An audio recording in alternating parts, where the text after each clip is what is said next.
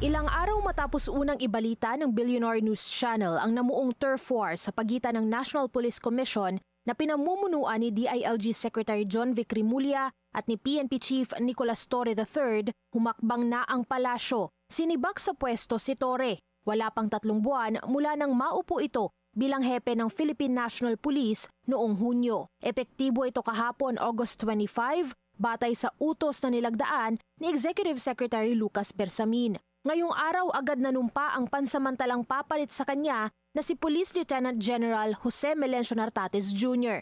Ayon kay Rimulya, parte ng naging desisyon ni Pangulong Ferdinand Marcos Jr. ang pag-bypass ni Torre sa DILG at NAPOLCOM nang i-reshuffle nito ang PNP Command Group. Kasama na rito si Nartates na mula sa pagiging Deputy Chief for Administration ay kanyang inilipat sa Western Mindanao para pamunuan ng Area Police Command. We are a country of laws and not of men, that the institutions must be larger than the people who run it. The President saw it necessary that the institution of the PNP and the NAPOLCOM be upheld as according to the spirit of the law as it was created.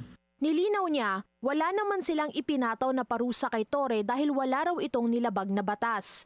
Tinanggi rin ni Rimulya na personal niyang inirekomenda ang relief nito. That is a prerogative of the President. I have no say whatsoever, nor did I advise whatsoever. The sole entity to tackle such an appointment or relief is only from the Office of the President.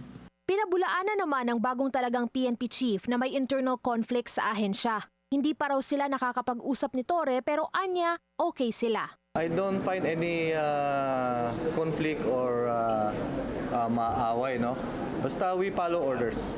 Sa kabila ng biglaang pagbabago sa liderato, kumpiyansa si Rimulya sa kakayanan ng PNP at ayon naman kay Nartates, patuloy lang ang kanilang pagtatrabaho. So ito lang po ang ating news update ngayon mga ka-DO, and please comment down below kung ano ang masasabi nyo sa video na ito, and please pakisupport naman ang ating Facebook page para magpatuloy pa tayo sa paggawa ng bagong news update. Maraming salamat po at magandang araw.